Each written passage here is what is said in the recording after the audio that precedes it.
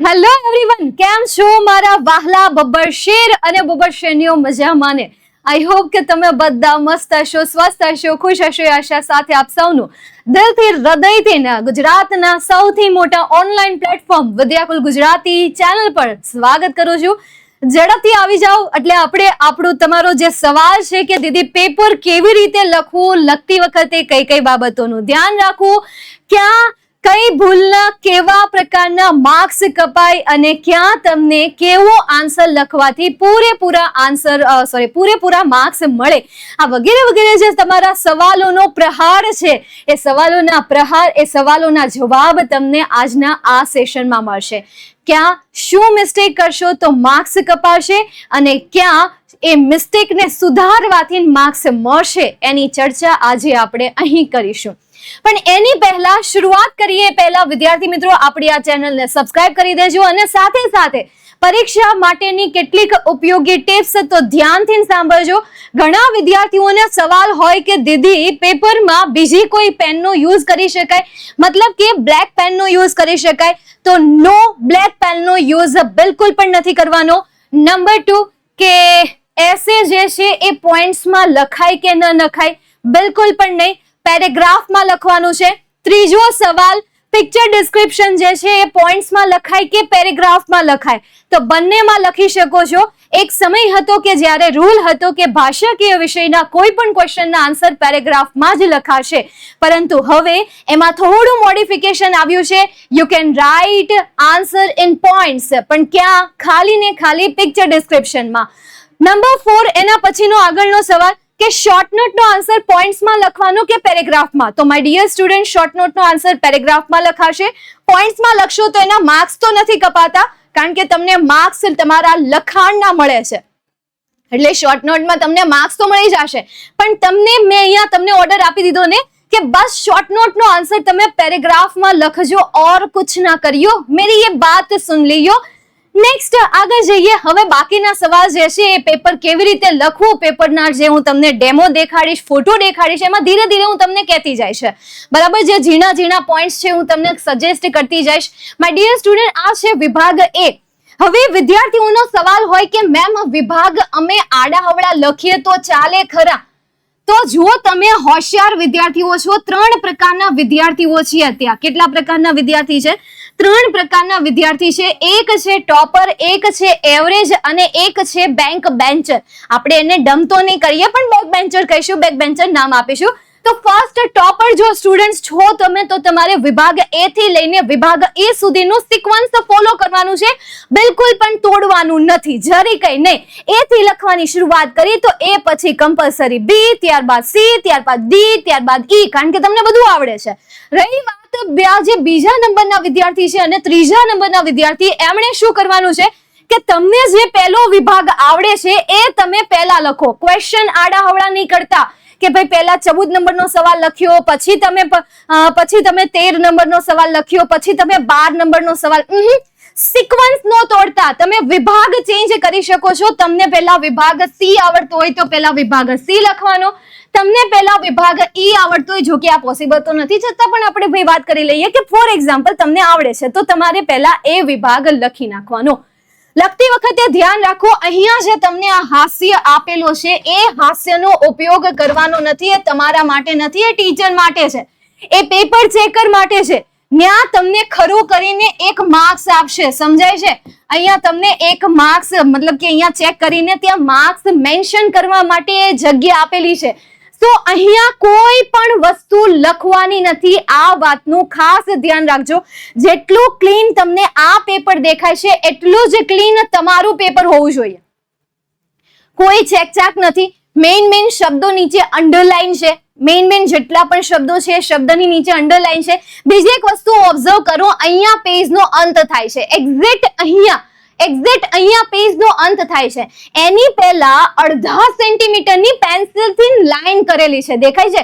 કારણ કે ઘણી વખત કેવું થાય ખબર, છોકરાઓ લખતા પેજમાં મતલબ કે આમ છેક સુધી એના અક્ષર અડી ગયા હોય, મતલબ કે અહીંયા એક લાઈન દોરેલી છે તો એની બહાર એના અક્ષર જતા રહ્યા હોય. એક વસ્તુ હંમેશા યાદ રાખવાની, તમને પેજ આપ્યું હોય ને તો એ પેજની ચારેય બાજુ જગ્યા છોડી જ દેવાની, ચારેય બાજુ જગ્યા છોડવાની.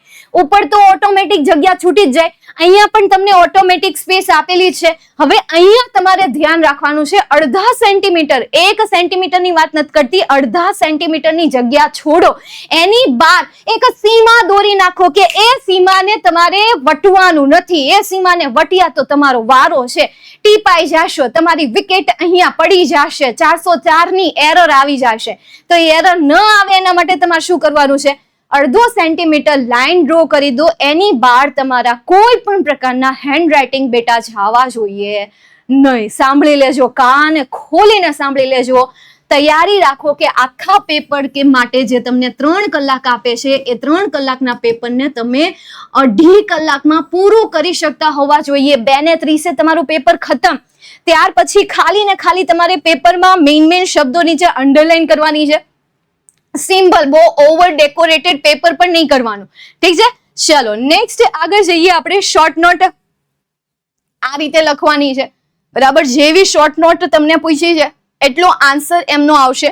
અહીંયા તો હજી આ અડધો આન્સર છે, આટલી લાઇન્સ મેં લખેલી છે. તમે જુઓ અહીંયા પણ મેં અડધા સેન્ટીમીટરની જગ્યા છોડી છે, દેખાય છે તમને? અડધો સેન્ટીમીટર તો કમ્પલસરી તમારે છોડી જ દેવાનો. નેક્સ્ટ એના પછી આ જે શોર્ટ નોટ છે એ શોર્ટ નોટ અહીંયા ખતમ થાય છે, બરાબર. નવા પેજે તમે શોર્ટ નોટ લખો તો પણ ઓકે. અને 10મો સવાલ પૂરો થયો છે અને અડધા કરતા વધારે પેજ વધ્યો છે તો એવો કોઈ નિયમ નથી કે શોર્ટ નોટ જે છે નવા પેજે જ લખાય. આ પણ વિદ્યાર્થીઓ મનમાં ભાઈ એ કહેવાય ને કે ભાઈ બાંધીને બેઠા હોય કે ભાઈ નવા પેજે શોર્ટ નોટ લખવાની. હવે શોર્ટ નોટના માર્ક્સ તમને કઈ રીતે મળે છે હું તમને કહી દઉં. શોર્ટ નોટનો તમે કંઈક આવો એક પેરેગ્રાફ લખ્યો છે, એમાં થોડી ઘણી ગ્રામરની મિસ્ટેક છે, થોડી ઘણી એમાં સ્પેલિંગ્સની મિસ્ટેક છે, તો પણ તમને શોર્ટ નોટના કેટલા 1.5 માર્ક્સ મળી જાય છે. ગ્રામરની થોડી મિસ્ટેક છે, સ્પેલિંગની પણ મિસ્ટેક્સ છે. Mistakes, I am talking about mistakes, not one mistake. One mistake હોય તો તમને 2.5 માર્ક્સ મળે. હાવ ઈ કઈ કાઢી નો નાખે એટલે એના તમને માર્ક્સ મળે. તો અહીંયા શોર્ટ નોટ ચેક કરવાના, બસ આ જ રૂલ છે કે તમારી ગ્રામરની મિસ્ટેક જો કહેવાય ને કે 2, 3, 4 કરતા વધારે હોય, સ્પેલિંગની મિસ્ટેક 3, 4 કરતા વધારે હોય તો એના માર્ક્સ કટ થાય 1 અથવા તો 1.5. તો આનું ખાસ ધ્યાન રાખજો. પછી તમે ગમે એટલો લાંબો પેરેગ્રાફ લખ્યો હશે એ મેટર કરશે નહીં. ગ્રામરની મિસ્ટેક અને સ્પેલિંગ્સની મિસ્ટેક જે છે એ આમાં કાઉન્ટ થાય છે. નેક્સ્ટ એના પછી તમારો સવાલ હોય ટ્રુ ફોલ્સ પર. બાકી તો તમને ખબર હશે હેતુલક્ષી પ્રહાર માટેની પીડીએફ તમારા મોબાઈલમાં ડાઉનલોડ કરી લેજો, બરાબર. બેસ્ટ ઓબ્જેક્ટિવ ક્વેશ્ચનની પ્રેક્ટિસ માટે નીચે લિંક આપેલી છે, ત્યાંથી તમે ડાઉનલોડ કરી શકો છો. ચલો નેક્સ્ટ આગળ જઈએ. ટ્રુ ફોલ્સની આપણે વાત કરીએ તો ટ્રુ ફોલ્સમાં જસ્ટ તમે આ રીતે ફોલ્સ ટ્રુ ફોલ્સ જે આન્સર આવતો એ લખી દો, એના તમને માર્ક્સ મળશે. એવું નહીં કે તમારે પહેલા ક્વેશ્ચન લખવાનો પછી એનો આન્સર લખવાનો, નહીં. ક્વેશ્ચન નંબર આપ્યો તમે, પછી એનો તમે આન્સર લખ્યો તો બસ થઈ ગયું ને.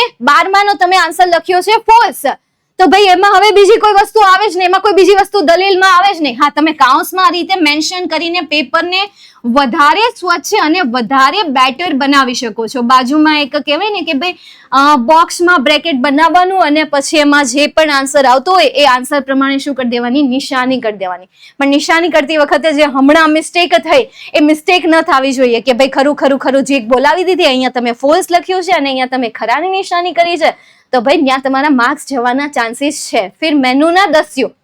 તો નિશાની પૂરેપૂરા ફોકસ સાથે કરવાની છે. જો ભૂલ કરતા હોય તમે તો નિશાની કરવાનું ઇગ્નોર કરજો, નહીં નિશાનીમાં લોચા લાગી જશે ને તો ખાલી ખોટો 1 માર્ક્સ આવતો હશે ને એ પણ જતો રહેશે. તો આ બાબતનું ખાસ ધ્યાન રાખજો. નેક્સ્ટ એના પછી આપણે વાત કરીએ વિભાગ બી ની. વિભાગ બી માં દરેકે દરેક ક્વેશ્ચન સ્ટાન્ઝા બેઝડ છે, ડેટા બેઝડ છે, અનસીન ડેટા બેઝડ છે. એટલે એમાં કોઈ વસ્તુ જાતે લખવાની છે જ નહીં. પેરેગ્રાફમાંથી તમારે થોડુંક અમથું નાના મોટા ચેન્જીસ કરીને લખવાના છે. હવે એમાં ક્વેશ્ચન ચેન્જ થાય તો તમે બસ અહીંયા એક નાની અમથી ફૂદડી કરી દો, નાનું અમથું કોઈ પણ એવું નિશાન કે જે તમને આવડતું હોય કે જેથી કરીને એ સવાલ એક અલગ ક્વેશ્ચન ટાઈપથી શરૂ થયો છે એવું દર્શાવવા માટે. અથવા તો તમે અહીંયા શોર્ટમાં મેન્શન કરી શકો કે ભાઈ સ્ટાન્ઝા બેઝડ ક્વેશ્ચન, બરાબર, સ્ટાન્ઝા બેઝડ ક્વેશ્ચન, આવી રીતે તમે એક ટાઇટલ આપી શકો જો તમારી પાસે સમય વધે છે તો. નહીં તો ટાઇટલ આપવા માટે અલગથી સમય ફાળવવાની જરૂર નથી. મારી પાસે ઘણા બધા વિદ્યાર્થીઓ મને એમની પોતાની પેપર લખેલી PDF ફાઇલ શેર કરી છે કે જેમાં મેં ઓબ્ઝર્વ કર્યું છે કે એ વિદ્યાર્થી દરેક ક્વેશ્ચનની ક્વેશ્ચન ટાઈપ અહીંયા પેપરમાં લખે છે, એ દર્શાવવા માટે કે આ જે ક્વેશ્ચન છે એ બીજા પ્રકારના સવાલ છે, આ જે સવાલોના જવાબ છે એ બીજા પ્રકારના સવાલોના જવાબ છે, એવું દર્શાવવા માટે શું કરે, મેઇન ટાઇટલ આપે. તો તમારે એવું કરવાની કોઈ જરૂર નથી. બસ તમે શું કરો કે આવી રીતે સ્ટાર આપી દો. કરવું હોય તો એક જ શરત સાથે, તમારે મતલબ કે પેપરમાં તમારી પાસે સમય વધે છે તો, નહીં તો નહીં, નહીં તો સીધા આન્સર લખવાની શરૂઆત કરો. તમે ક્વેશ્ચન નંબર લખ્યો છે ને, બસ તો જે પેપર ચેક કરશે એમને આઈડિયા આવી જશે, જે પણ છે એ આઈડિયા. બીજી એક વસ્તુ, તમે આખું પેપર જોજો, અહીંયા જે આ પેપર લખ્યું છે એમણે શું કર્યું છે કે દરેકમાં જ એક એન્ડ કરતી વખતે જગ્યા રાખી છે. એવું નહીં કે ભાઈ મતલબ કે કોઈ સ્પેલિંગ હોય તો આમ છેક સુધી લંબાવે જાય, પેજ ખતમ ના થઈ જાય ત્યાં સુધી લખે જાય.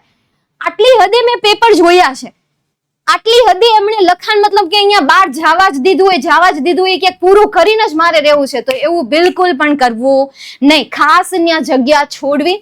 પછી હવે આપણે સીધી વિભાગ C ની વાત કરીએ, કારણ કે આખો ક્વેશ્ચન એમ જ છે.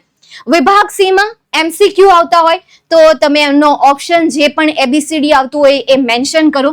ત્યારબાદ D માં જે આન્સર આપતો હોય એ આન્સર કમ્પલસરી લખવો જરૂરી છે. જેમ કે D ની બાજુમાં તમને ડિસ્ક્રાઇબિંગ કન્ડિશન આપેલી છે, તો ડિસ્ક્રાઇબિંગ કન્ડિશન આન્સર લખવો જરૂરી છે, અત્યારે જરૂરી છે એવું જ તમે માની લ્યો અને લખીને જ આવવાનું છે. બાકી તમને કોઈ એમ કે ભાઈ નહીં લખો તો ચાલશે, તો હજી હું અહીંયા કહી દઉં કે જો પરીક્ષા સુધી તમે મને ચૂઝ કરી હોય ઇંગ્લિશ સબ્જેક્ટમાં, તો છેક સુધી હું જે કહું છું એનું અનુસરણ કરતા જાઓ. અહીંયા મેં તમને કીધું ને કે ઓપ્શનની સાથે ઈ ઓપ્શનમાં જે સેન્ટેન્સ અથવા તો ઈ ઓપ્શનમાં જે પણ તમને શબ્દો આપેલા છે એ શબ્દો લખવાનું ભૂલવું નહીં. એ શબ્દો કમ્પલસરી લખી નાખવા, જરૂરીથી પણ અતિ વધારે જરૂરી લખી નાખવાના. ઠીક છે, ચાલો નેક્સ્ટ એના પછી આગળ વાત કરીએ નિયરેસ્ટ મિનિંગની.